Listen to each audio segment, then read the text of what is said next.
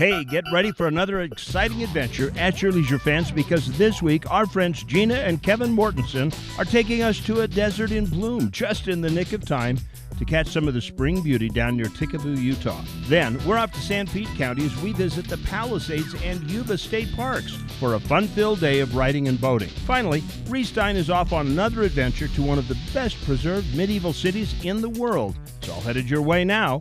At Your Leisure is next.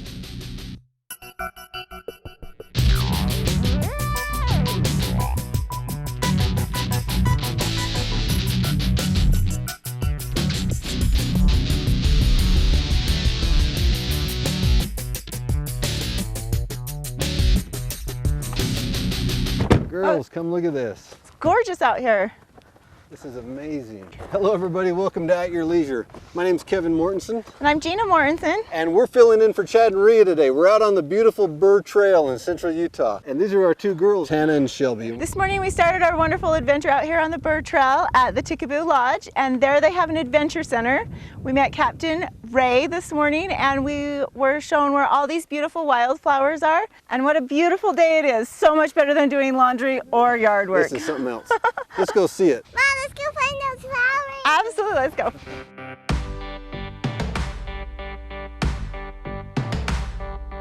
Ticaboo Lodge has everything from lodging. We have a restaurant. We have the adventure center, which includes rentals, guided tours. And when we rent something to somebody, we just don't say, there it is, have a good day. We give them the entire rundown on everything you can see and do. We have them download a digital map and we drop pins for them everywhere, and we even write descriptions on those pins as to what you can see and do. And if they're still a little uncomfortable with going out and seeing all of that on their own, then we send a guide with them, and they'll show them all this stuff, point all that stuff out, and give them a safety factor that they wouldn't have on their own. I've lived here over 3 years, and I still haven't hit all the trails. So there's an enormous amount of trails that we have here, over hundreds of miles of trails in the Henry Mountains Robber Roost area that you can either launch right here from the lodge on the trail right behind our store, the base camp, and access every one of those trails, or you can trailer it off and go on up into the Henrys or north of the Henrys or into the Robber's Roost area, and you can literally spend, well, over 3 years and still not see them all. The desert garden is a very impressive garden. Everything blooms, every cacti, every yucca, just about all the trees are green. When you drive by the washes, it's just really pretty, spectacular, bright green. It's like a whole new life has just come about.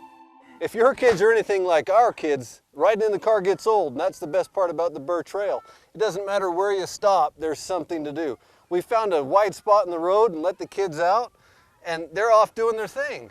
Who knows where they'll go or what adventure we'll find out here. Maybe an arch, maybe a slot canyon, maybe a snake. Well, there's a little bit of everything. Where are the kids? I don't know, but we should go find them. I can hear them. Hold on one second. We're going to send you out to the where to. We're going to go find our kids.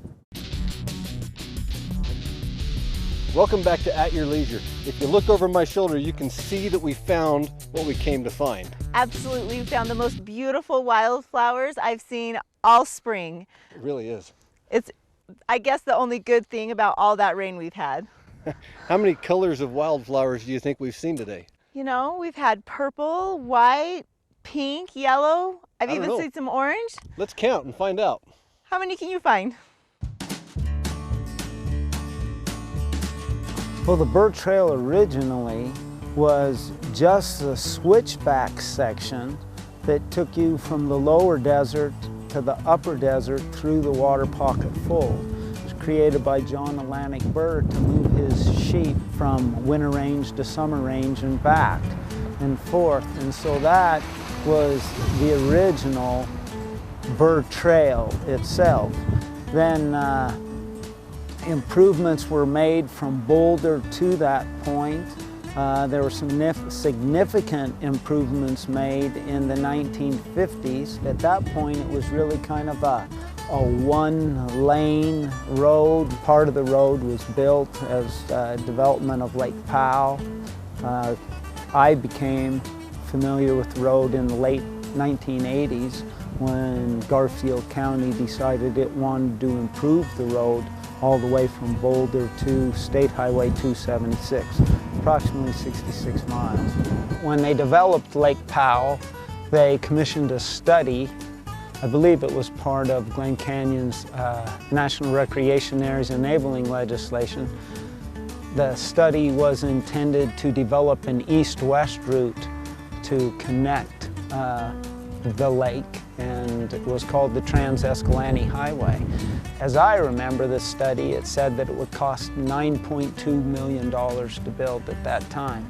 And although the route was selected, it never proceeded beyond that. Congress never authorized the funding and it was never built.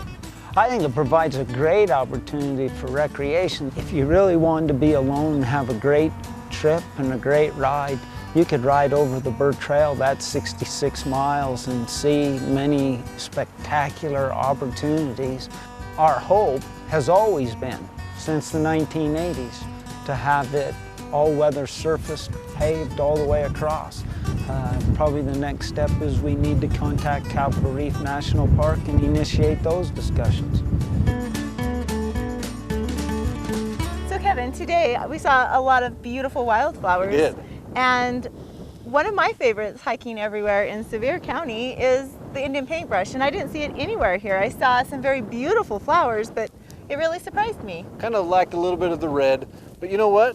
We may still see it. We've got a ways to go. We're going to go up and decide whether we head over to Star Springs or whether we take a left and go over to Capitol Reef. We're going to send you guys over to our Along the Way story, and we're going to go figure that out.